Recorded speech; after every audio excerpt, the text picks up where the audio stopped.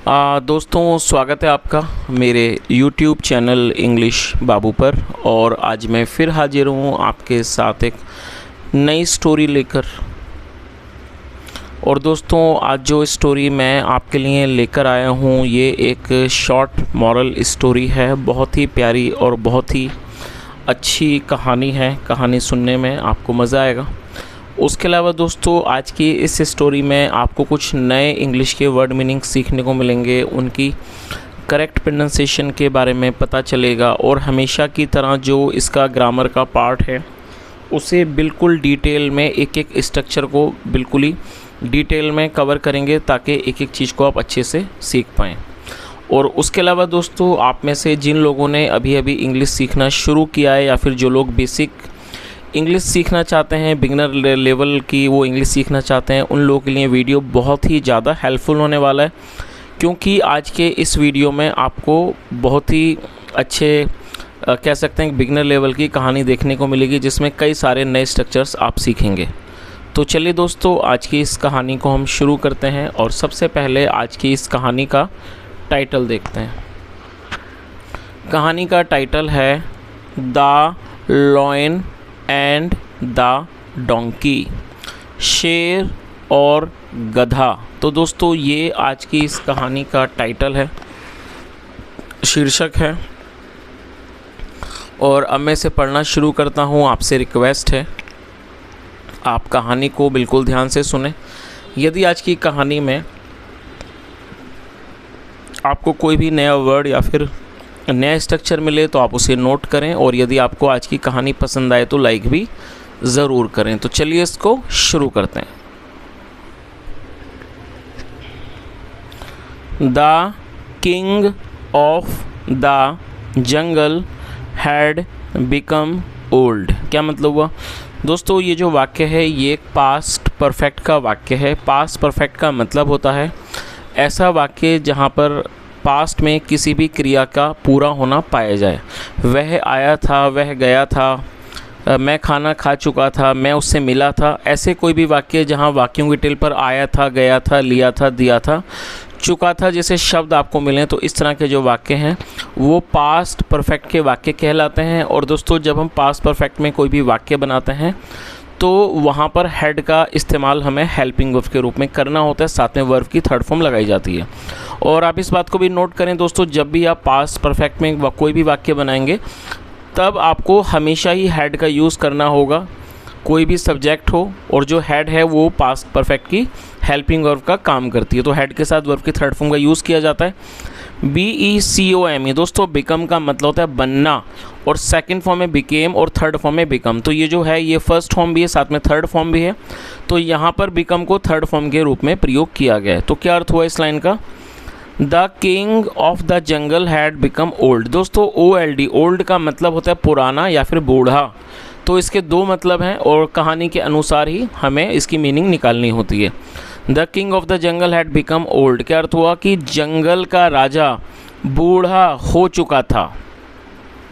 He was not able to hunt now, क्या अर्थ हुआ? He was not able to hunt now. दोस्तों, ये जो वाक्य है ये सिंपल पास्ट का वाक्य है। सिंपल पास्ट का मतलब होता है, यदि हम यहाँ से लेके यहाँ तक वाले वाक्य के बारे में बात करें तो सिंपल पास्ट का वाक्य है। सिंपल पास्ट का मतलब होता है जब हम पास्ट में कोई भी ऐसा वाक्य बनाएं जहाँ पर जहाँ पर हम वॉज या वर्ब का इस्तेमाल हेल्पिंग वर्ब के रूप में करते हैं, साथ में नाउन या एडजेक्टिव को लेकर वाक्य बनाते हैं। इस तरह के वाक्यों को सिंपल पास्ट का वाक्य कहा जाता है। और जो एबल है वो एडजेक्टिव के तौर पर प्रयोग किया गया। एबल का मतलब होता है समर्थ होना। तो क्या अर्थ हुआ? ही वॉज नॉट एबल मतलब वह समर्थ नहीं था।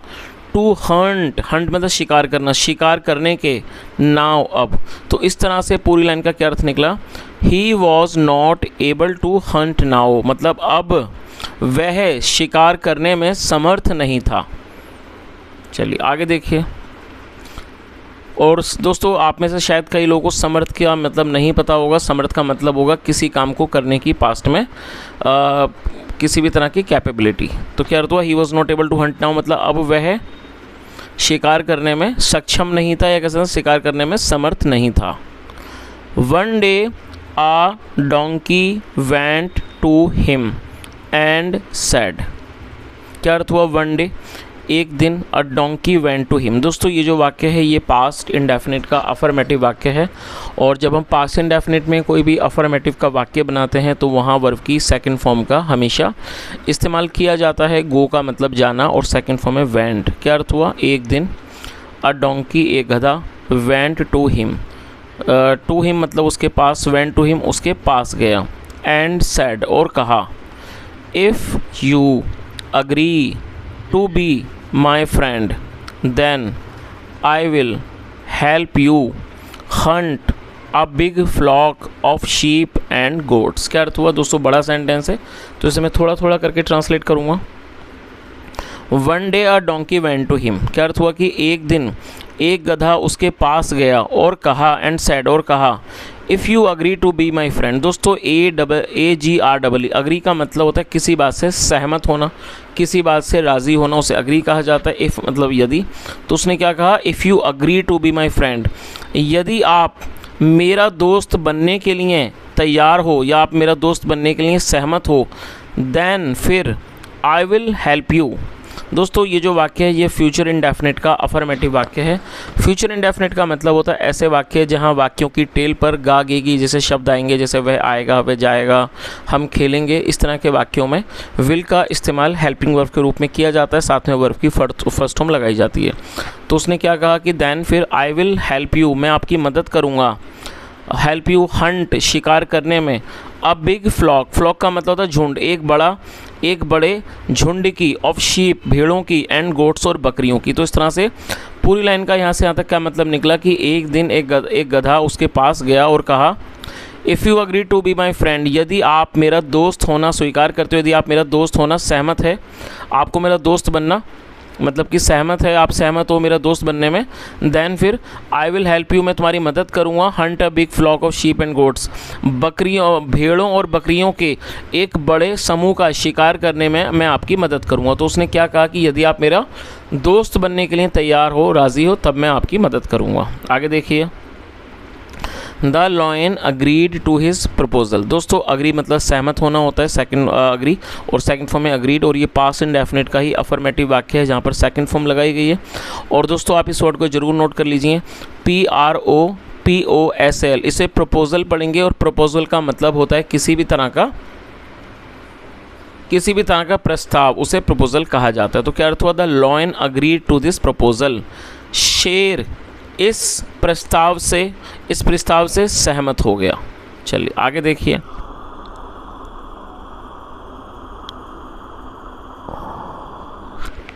The donkey took the lion in front of a cave and said, there are many sheep and goats inside this cave. क्या मतलब हुआ? The donkey took the lion in front of a cave. दोस्तों ये जो वाक्य है ये भी पास्ट इंडेफिनिट का वाक्य है जहाँ पर सेकंड फॉर्म का इस्तेमाल किया जाता है, और आप इस वर्ड की जो मीनिंग है उसे आप नोट कर लीजिए, TAKE। दोस्तों टेक के बेसिकली दो मतलब होते हैं, ऐसे कई सारे शब्द हैं जिनके एक से ज़्यादा मीनिंग होते हैं, तो हमें उन्हें भी याद करना होता है ताकि हम सही से वाक्यों को बना सकें। TAKE, टेक का मतलब होता है लेना या फिर किसी को ले जाना, मतलब जब हम कहीं लेके जाएंगे किसी को तो उसके लिए भी टेक का इस्तेमाल करते हैं, और ये पास्ट इंडेफिनिट का वाक्य है, तो यहाँ पर टेक की सेकंड फॉर्म टुक का इस्तेमाल किया गया है, टुक। तो क्या अर्थ हुआ? आप इसे नोट कर लीजिए। और जो दोस्तों थर्ड फॉर्म है वो है टेकन, जो कि परफेक्ट के वाक्यों में यूज़ की जाती है। फिलहाल ये पास्ट इंडेफिनिट का वाक्य है तो सेकंड फॉर्म का ही इस्तेमाल यहाँ पर किया गया है। तो क्या अर्थ हुआ? The donkey took the lion in front of a cave, गधा शेर को ले गया, कहाँ ले गया? इन फ्रंट ऑफ ए केव, केव का मतलब है गुफा, CAV मतलब गुफा, एक गुफा के सामने, एंड सेड और कहा, there are many sheep and goats inside this cave. दोस्तों ये जो वाक्य है ये एक सिंपल प्रेजेंट का वाक्य है, और यदि आप में से शायद कई लोग इस बात को नहीं जानते होंगे तो मैं इसके बारे में थोड़ा बता देता हूँ। सिंपल प्रेजेंट का मतलब होता है जब हम वर्तमान में मतलब कि प्रेजेंट में वर्तमान में कोई भी ऐसा वाक्य बनाएं जहाँ पर इज़, एम, आर का इस्तेमाल हेल्पिंग वर्ब के रूप में किया जाए, साथ में किसी भी नाउन या एडजेक्टिव को लेकर वाक्य बनाया जाता है, इस तरह के वाक्यों को सिंपल प्रेजेंट का वाक्य कहा जाता है। और दोस्तों यहाँ पर ध्यान देने वाली बात यह है कि जब हम सिंपल प्रेजेंट में या फिर सिंपल पास्ट में कोई भी वाक्य बनाते हैं तो ऐसे वाक्यों में कभी भी वर्ब का मतलब कि जो वर्ब एक्शन वर्ब है जिसे हिंदी में क्रिया बोलते हैं, वर्ब का इस्तेमाल कभी भी नहीं किया जाता है। और दोस्तों यही कारण है कि इस तरह के जो वाक्य हैं उन्हें नो एक्शन सेंटेंस भी कहा जाता है। और दोस्तों आई का यूज़ एम के साथ किया जाएगा, ही शी इट और सिंगुलर में इस का यूज़ किया जाएगा, और वी यू दे या फिर प्लूरल नाउन होने पे तो आर का यूज़ किया जाएगा। तो यहाँ पर जो सब्जेक्ट है मैनी, तो वो शीप एंड गोट्स ये प्लूरल है जिसके साथ आर का यूज़ किया गया है। और दोस्तों यहाँ पर मैं आपको एक और चीज़ बताना चाहूँगा, जब आप सिंपल प्रेजेंट या सिंपल पास्ट में ऐसा कोई भी वाक्य बनाएंगे जहाँ पर देयर का इस्तेमाल वाक्य की सबसे शुरू में होगा तो वहाँ पर देयर का कोई अलग से मतलब नहीं निकला जाएगा। अब जैसे मैं आपको एक एग्जांपल देता हूँ, मान लीजिए आप सिंपल प्रेजेंट में एक वाक्य बनाते हैं, एक राजा था, सिंपल पास्ट का एक राजा था, तो आप अ किंग वॉज तो नहीं बोल सकते क्योंकि हमें वाक्य को बनाना है, तो यहाँ पर इसको कैसे बोलना होगा, देयर वॉज अ किंग। तो दोस्तों यहाँ पर वैसे आमतौर पर देयर का मतलब होता है वहाँ, लेकिन इस वाक्य में देयर वॉज अ किंग में आपको जो देयर का इस्तेमाल कर रहे हो वो मात्र वाक्य को बनाने के लिए किया जा रहा है, लेकिन उसकी अलग से कोई मीनिंग नहीं निकाली जाएगी। उसी तरह से आप इसको वर्तमान में भी वाक्य बना सकते हैं, जैसे कि एक लड़का था, एक डॉक्टर है, देयर इज़ अ डॉक्टर। इस तरह से इस चीज़ को याद रखें, जब आप सिंपल प्रेजेंट या सिंपल पास्ट में ऐसा कोई भी वाक्य बनाएंगे जहाँ पर देयर आपको पहले नज़र आएगा तो वहाँ पर देयर की कोई मीनिंग नहीं होगी। I hope you can easily understand what I am trying to say, and if you do understand, do let me know in the comment section so that I can also believe that you are able to understand what I am trying to tell you। चलिए आगे देखिए, तो इस line का क्या अर्थ हुआ, There are many sheep and goats inside this केव। और दोस्तों शीप का प्लूरल भी शीप होता है, तो यहाँ पर इसने शीप लिखा गया। तो उसने क्या कहा कि इनसाइड मतलब अंदर की, इस गुफा के अंदर कई बकरियां और भेड़ें हैं। तो इस यहाँ से यहाँ तक क्या ना मतलब निकला पूरा कि the donkey took the lion in front of a cave and said, गधा शेर को एक गुफा के सामने ले गया और कहा there are many sheep and goats inside this cave, मतलब दिस केव मतलब इस गुफा, इनसाइड दिस केव इस गुफा के अंदर मतलब इस गुफा के अंदर कई भेड़ें और बकरियां हैं। चलिए आगे देखिए, I will go at the back of the cave and give a cry. और दोस्तों ये जो वाक्य है ये पूरा का पूरा फ्यूचर इंडेफिनिट का ही वाक्य है, जैसा ऑलरेडी बताया मैंने आपको। फ्यूचर इंडेफिनिट में विल का यूज़ हेल्पिंग वर्ब के रूप में करते हैं, साथ में फर्स्ट फॉर्म लगाई जाती है। तो उसने क्या कहा, I will go at the back मतलब मैं पीछे जाऊंगा, ऑफ द केव मतलब मैं इस केव के पीछे जाऊंगा, एंड गिव अ क्राई और मैं गिव अ क्राई का मतलब था चीखना चिल्लाना, और मैं चिल्लाऊंगा। आगे देखिए,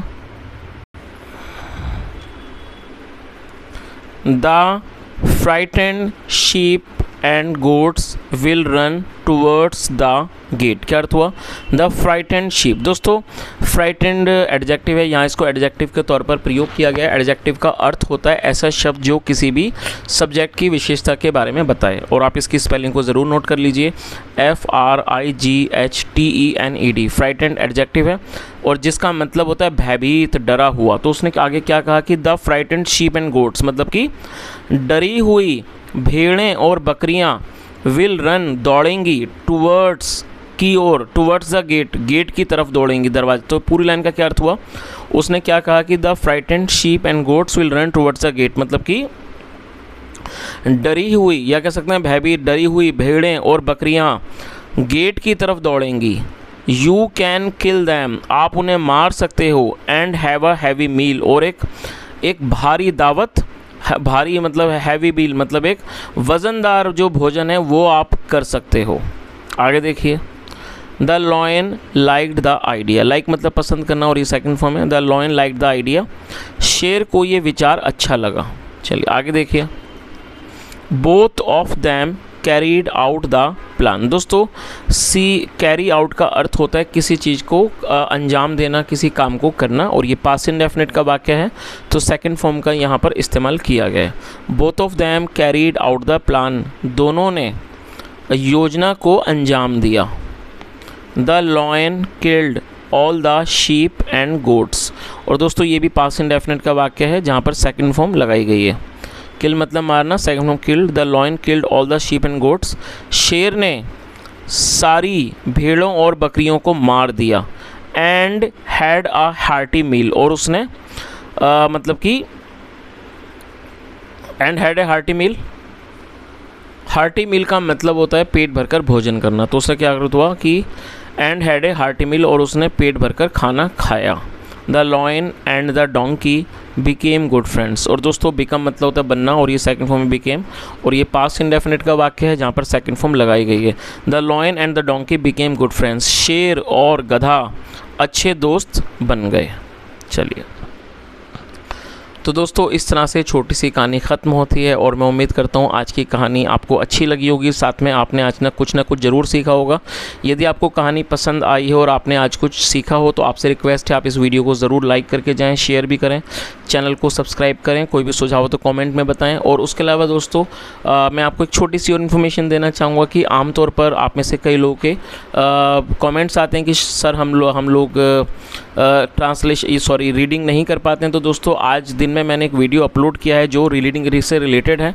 आप कृपया करके आप उस वीडियो को भी ज़रूर देखें, और मैं उम्मीद करता हूँ कि इस वीडियो के माध्यम से आपको इंग्लिश रीडिंग में भी हेल्प मिलेगी। यहाँ तक सुनने के लिए thank you so much. Have a nice day and bye.